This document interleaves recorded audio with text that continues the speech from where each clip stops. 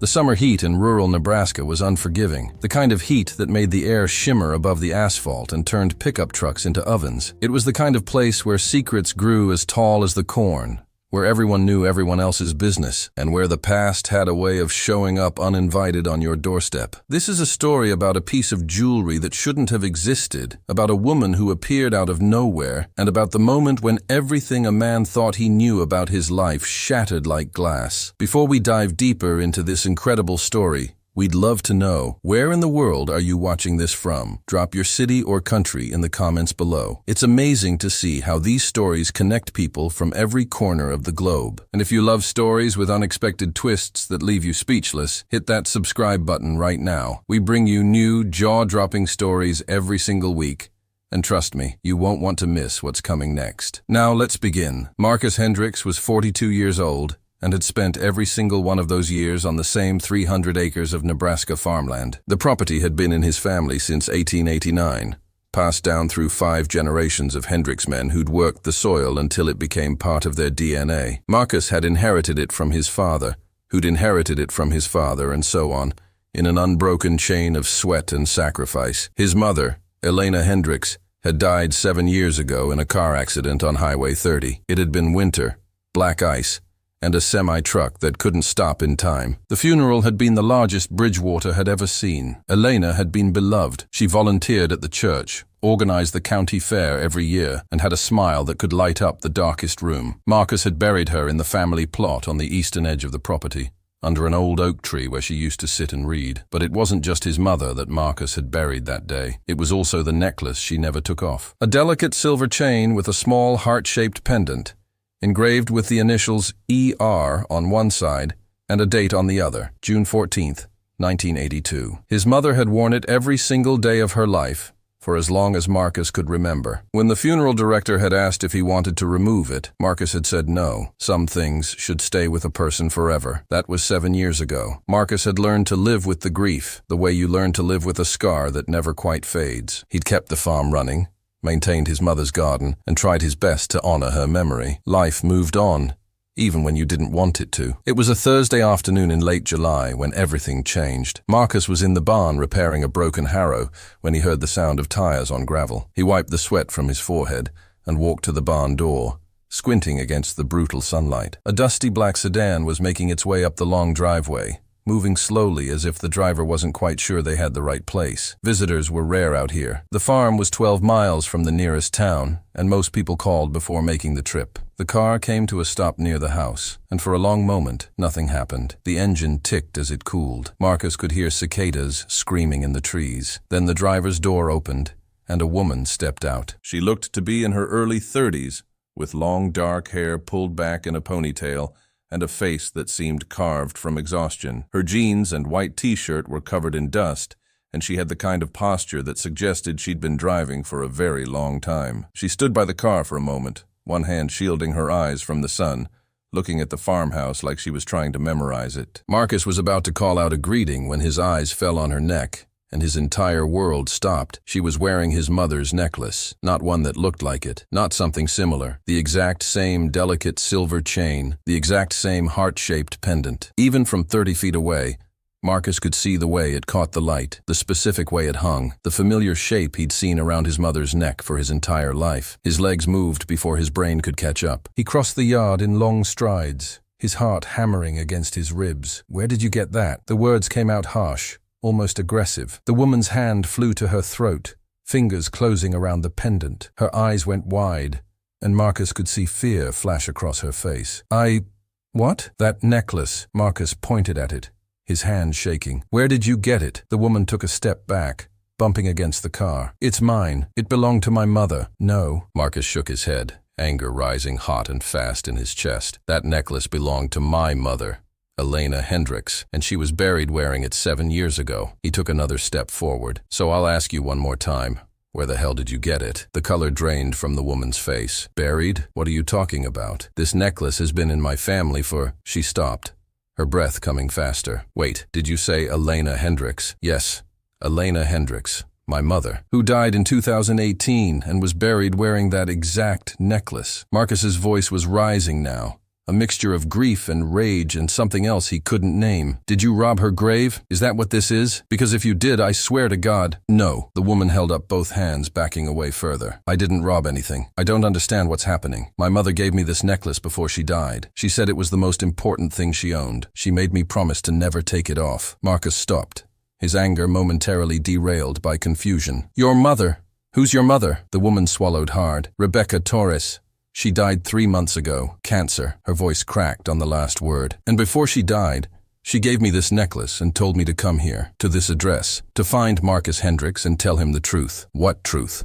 Marcus demanded. I don't know anyone named Rebecca Torres. I know. The woman's eyes filled with tears. But she knew you, or at least she knew of you. She said, she took a shaky breath. She said the necklace would prove everything, that you'd understand when you saw it. Marcus stared at her, his mind racing. This made no sense. The necklace had been buried with his mother. He'd seen it around her neck in the casket. The funeral director had closed the lid with it still there. There was no way this could be the same one. It had to be a copy, a coincidence.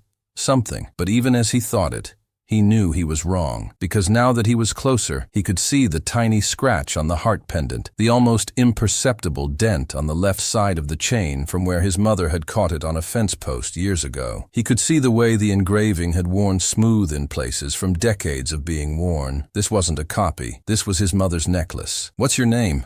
Marcus asked, his voice coming out hoarse. Alicia.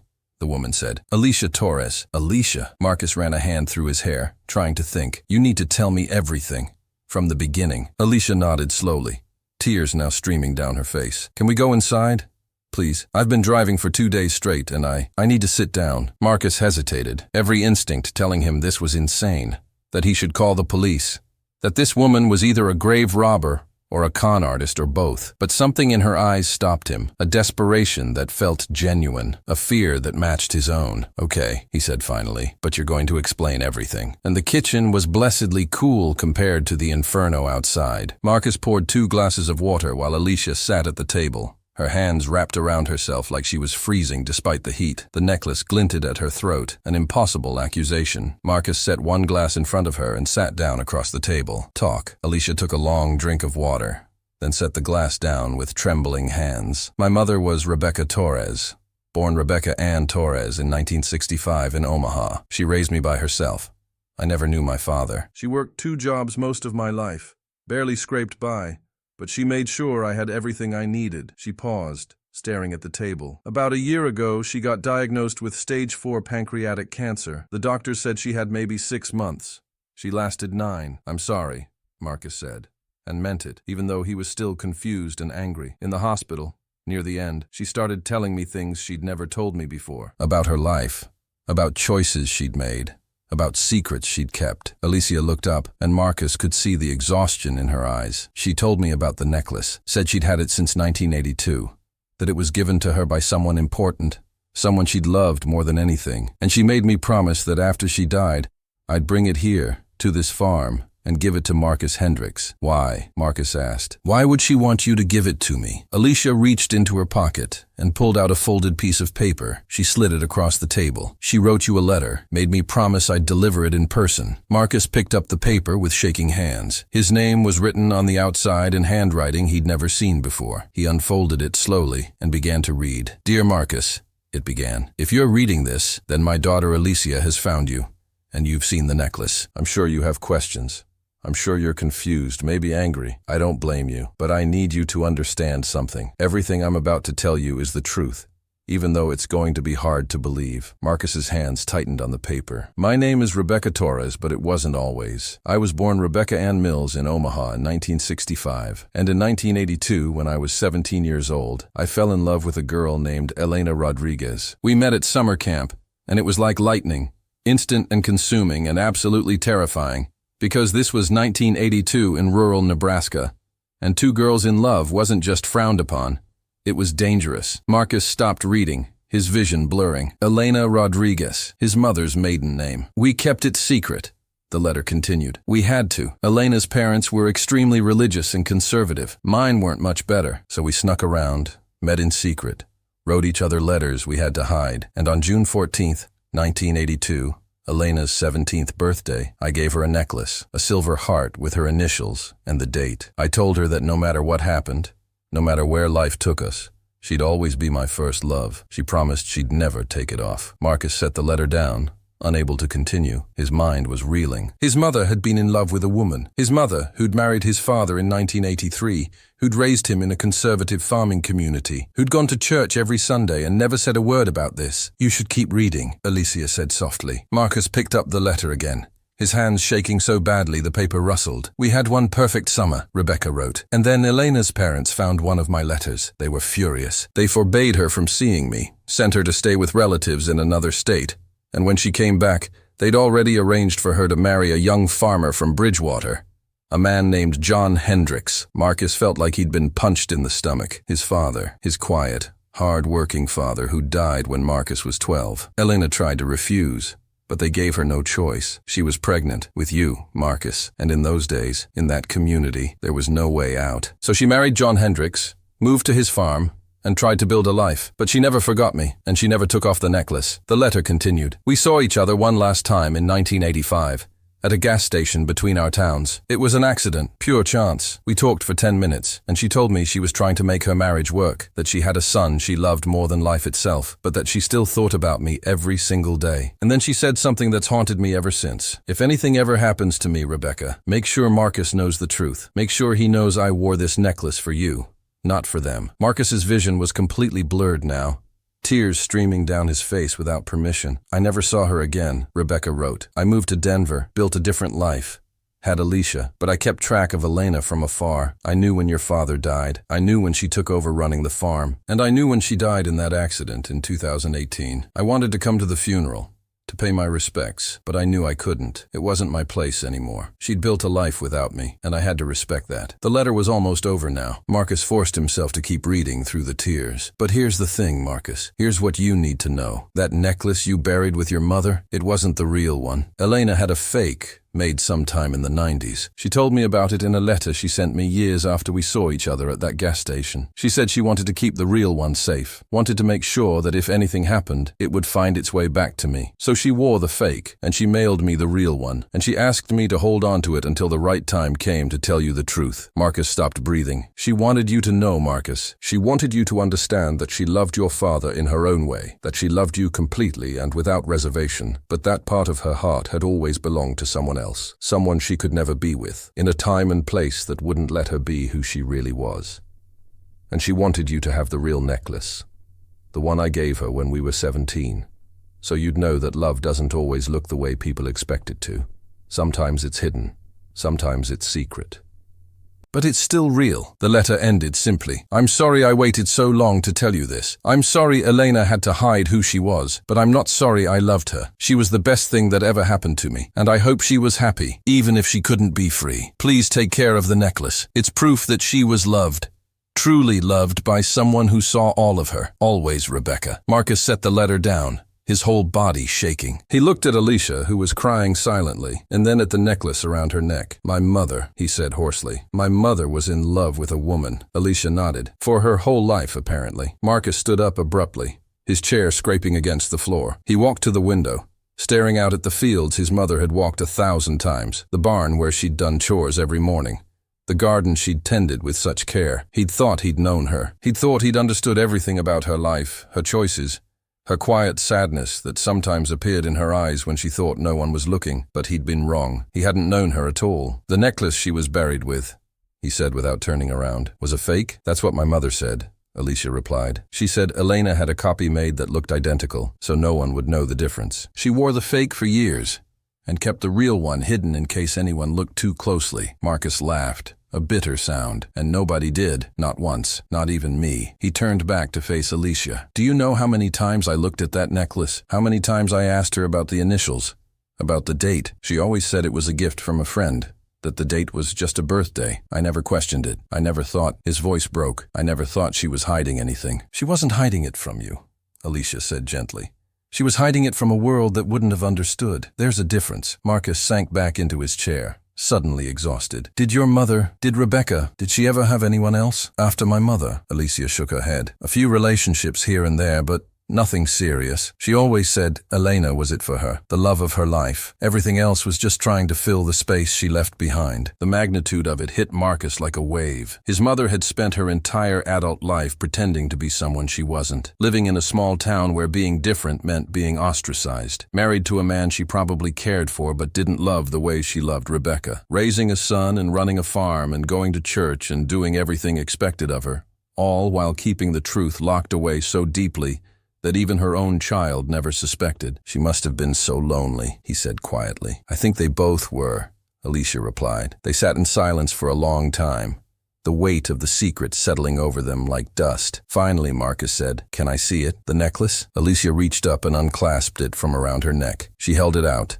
and Marcus took it with reverent hands. Up close, he could see every detail, the worn engraving, the tiny scratch, the familiar weight of it. But now he saw it differently. Now he understood what it really meant. "What do you want me to do with it?" Alicia asked. Marcus turned the necklace over in his hands, thinking. His first instinct was to say he should keep it, that it belonged here on the farm with his mother's memory. But then he thought about Rebecca, about a woman who'd carried a secret love for over 40 years. Who'd kept a necklace safe through decades and distance and loss, who'd made her daughter promise to deliver it and the truth it carried. "I think," he said slowly, "you should keep it. Your mother kept it safe all these years. She was the one Elena trusted with the truth. It seems right that it should stay with someone who understands what it really means. Are you sure?" Alicia looked uncertain. Marcus nodded. "My mother left it with Rebecca for a reason. She knew I'd find out eventually, one way or another. Maybe this is how it was always supposed to happen." He handed the necklace back. "Besides, you wear it better than I would." Alicia let out a small laugh through her tears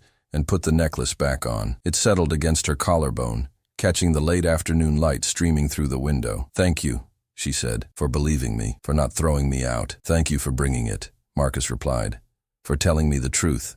He paused, trying to find the words. "I spent 7 years thinking I knew everything about my mother. Turns out I didn't know the most important thing, but now I do, and I'm grateful for that.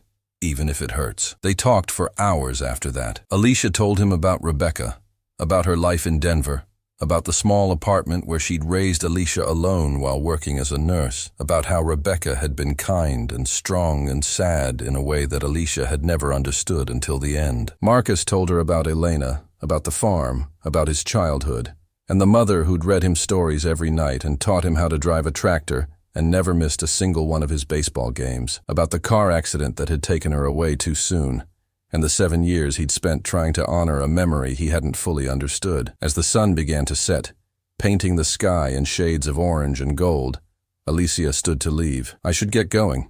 Find a hotel in town." "Don't," Marcus said suddenly. "Stay. There's a guest room upstairs. You've been driving for 2 days. You should rest before you head back." Alicia hesitated. "Are you sure?" "I'm sure." Marcus smiled. A real smile for the first time since she'd arrived. "Besides, I think my mother would want it. She'd want me to take care of Rebecca's daughter." That night, Marcus lay in bed unable to sleep. He kept thinking about his mother, about all the small moments he'd witnessed but not understood. The way she'd sometimes stare off into the distance with a look of profound longing. The way she'd touch the necklace absently, like she was touching a memory. The way she'd been so insistent about kindness and acceptance, even in a community that didn't always value those things. She'd been telling him who she was all along. He just hadn't been listening. The next morning, he found Alicia in the kitchen making coffee. She looked better, more rested, though the sadness still lingered in her eyes. "I've been thinking," Marcus said as he poured himself a cup, "about what you said yesterday, about your mother wanting me to know the truth." "Yeah? I think there's more to it than that." He sat down across from her. "I think Rebecca wanted you to know the truth too, about who your mother loved, about what she sacrificed, about how love can survive anything, even when it has to stay hidden." Alicia was quiet for a moment. "My mom never told me much about her life before I was born. I always thought it was because there wasn't much to tell. But now, you know she was protecting something precious," Marcus finished. They spent the morning walking the property, Marcus showing Alicia all the places his mother had loved, the oak tree where she was buried, the garden where she'd grown tomatoes and beans, the spot by the creek where she'd liked to sit and read. Alicia told him stories Rebecca had shared about their summer together in 1982, about sneaking away to the lake, about stolen kisses behind the camp cafeteria, about promises made under starlight. 2 women who'd loved each other in a time and place that couldn't accept it. 2 women who'd built separate lives but never forgot. And now, 43 years later, Their children stood together on the land where one of them had spent her life, finally telling the story that had been too dangerous to tell before. "I'm glad my mom sent me here," Alicia said as they stood by Elena's grave. "I'm glad you know now." "Me too," Marcus said, and he meant it. Alicia left that afternoon, but not before they exchanged phone numbers and email addresses. Before she got in her car, she hugged Marcus tightly. "She loved you, you know," she said. "My mom told me that Elena talked about you constantly in her letters, about how proud she was of you, how much she wished she could tell you everything. You were the best thing in her life, Marcus. Never doubt that." Marcus felt tears prick his eyes again. "Thank you. That means more than you know." As he watched Alicia's car disappear down the long driveway, Marcus touched his chest where the necklace would have been if he'd kept it. But he was glad he hadn't. The necklace belonged with someone who understood its true meaning, who could carry the story forward. He walked back to his mother's grave and knelt in the grass. "I understand now, Mom," he said quietly. "I understand why you were sad sometimes, why you wore that necklace every day, why you wanted me to be kind and accepting." He smiled through his tears. "I wish you'd told me. I wish you'd trusted me with the truth, but I get why you didn't, and I'm not angry. I'm just sorry you had to hide for so long." The wind rustled through the oak tree, and for a moment, Marcus could have sworn he felt his mother's presence. Not supernatural, not a ghost, just the memory of her love, as real and solid as the ground beneath his feet. He stood and looked out over the farm, at the fields stretching to the horizon, at the house where 5 generations of Hendricks had lived and died. This land had seen so much, joy and sorrow, births and deaths, secrets kept and secrets revealed, and it would see more still, long after Marcus was gone. But for now, in this moment, he felt at peace. The truth had finally come home, carried by a stranger who turned out to be family in the way that mattered most. The necklace had completed its journey, from Elena to Rebecca to Alicia, and finally back to the farm where it all began, if only for a day. Some love stories have happy endings, others have true ones, and sometimes, Marcus thought, the true ending is that the love was real, even when the world said it couldn't be. That's enough. That has to be enough. He went back to work, back to the endless tasks of keeping a farm running, but something had shifted inside him. The grief he'd carried for 7 years felt different now, still heavy, but complete somehow. He knew the whole story now. He knew who his mother really was, and he loved her all the more for it. Months later, Marcus received a package in the mail. Inside was a photograph he'd never seen before.